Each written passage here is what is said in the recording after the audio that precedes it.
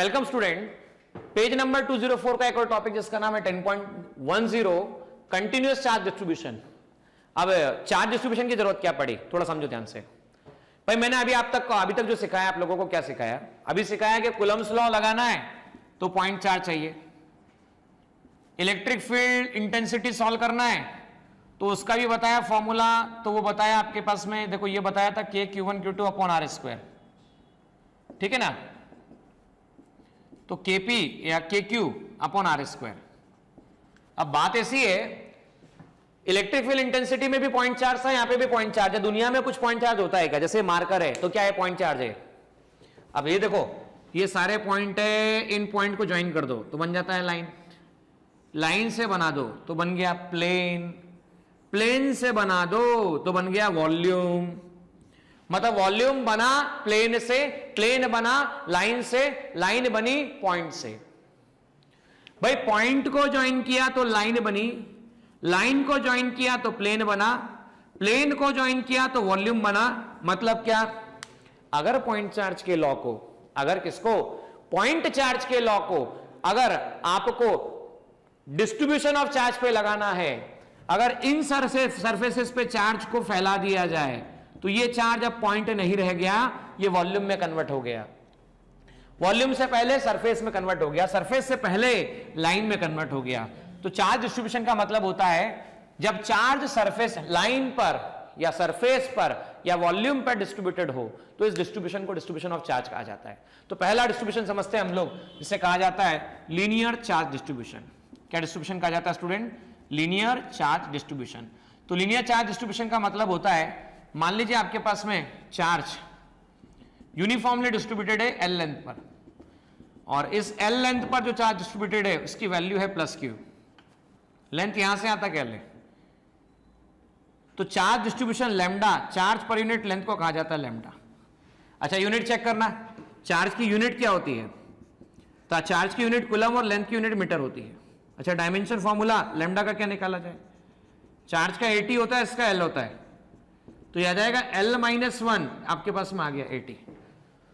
अच्छा अगर distribution uniform ना हो, सब जगह पे एक जैसा ना फैले, जैसे मान लीजिए ऐसा वायर है, ये प्लस है, अब ये डिस्ट्रीब्यूशन यूनिफॉर्म हो भी सकता है नहीं भी, तो छोटे से लेंथ के लिए छोटा सा चार्ज लिया तो उसके लिए लैम्डा डिफाइन किया जाता है चार्ज पर यूनिट लेंथ। तो उसमें हम छोटे से चार्ज की वैल्यू भी निकाल सकते हैं लैम्डा इंटू DL की मदद से।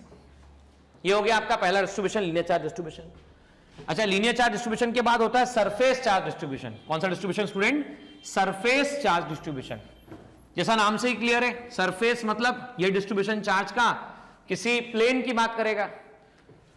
तो सरफेस चार्ज डिस्ट्रीब्यूशन को हम कहते हैं charge per unit surface, surface charge distribution.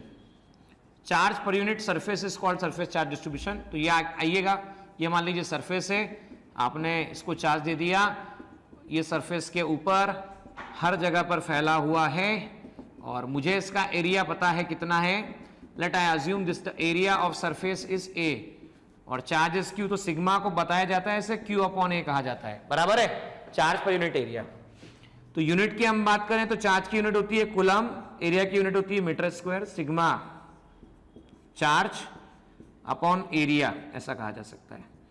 Charge को कहते हैं 80 और इसे कहा जाता है L स्क्वायर, तो इसे कहा जाता है L की पावर -280। ठीक है, सरफेस चार्ज डिस्ट्रीब्यूशन। वापस से वही वाली बात, डिस्ट्रीब्यूशन दो तरह का हो सकता है, एक हो सकता है यूनिफॉर्म, दूसरा हो सकता है नॉन यूनिफॉर्म। भाई एक हो सकता है यूनिफॉर्म, दूसरा हो सकता है नॉन यूनिफॉर्म। जब भी डिस्ट्रीब्यूशन नॉन यूनिफॉर्म हो तो नॉन यूनिफॉर्म डिस्ट्रीब्यूशन के लिए सिग्मा को लिखा जाता है चार्ज पर यूनिट एरिया। ये कोई भी शेप का हो सकता है, आपने दे दिया कोई भी शेप का है, चार्ज पर यूनिट ऐसा ऐसे कहा जा सकता है। ठीक है ना, आप समझो ध्यान से। मान लो ऐसा हुआ, आपने स्फीयर पर चार्ज दे दिया, अब बताइए स्फीयर का सरफेस एरिया कितना होता है? तो स्फीयर का सरफेस एरिया जो होता है वो होता है 4πr²। चार्ज Q है, सिग्मा आ गया Q/4πr², इसे ऐसा कहा जा सकता है, this will be sigma upon Q/4πr²। Now discussion, last discussion for this topic, that is volume charge density या volume charge distribution, linear charge distribution. Linear charge density, volume charge density, surface charge density. तो आइए volume charge density के बारे में बात करते हैं। Volume charge density, इससे कहा जाता है चार्ज पर यूनिट वॉल्यूम। मान लो ये 3D है, 3D मतलब स्फीयर है, ये नॉन कंडक्टिंग स्फीयर है। कोई नॉन कंडक्टिंग स्फीयर को चार्ज दिया गया Q, ये charge through out the volume spread हो जाएगा, इसकी रेडियस R है, तो इसे रो से बताया जाता है, चार्ज पर यूनिट वॉल्यूम कहा जाता है। चार्ज वॉल्यूम की बात करें तो 4/3 पाई r क्यूब कहा जाता है। अब हुआ ऐसा, वॉल्यूम 4/3 पाई r क्यूब अवेलेबल है। अब कोई रैंडम शेप होता है जिसका शेप हमको नहीं पता है, और नॉन यूनिफॉर्म डिस्ट्रीब्यूशन होता, कहीं पे भी चार्ज कहीं तो भी स्प्रेडेड होता, तो ऐसे केसेस में आप क्या करते हैं, ऐसे केसेस में आप कहते थे rho equal to charge per unit volume. Unit की बात करें, डायमेंशन की बात करें, कूलम पर मीटर क्यूब इसका हो गया, और डायमेंशन की बात करें तो कूलम क्यूब वॉल्यूम, तो यह आ जाएगा आपके पास 80, और यह आ जाएगा आपके पास L क्यूब। सो यह आ गया L की पावर -3 80, इसे ऐसे कहा जा सकता है। तो इस तरह से हमने डिस्ट्रीब्यूशन ऑफ चार्जेस को समझा, और आगे हम नेक्स्ट टॉपिक में भी हम मिलेंगे और डिस्कशन की और भी हम न्यूमेरिकल सेक्शन पे बात करेंगे।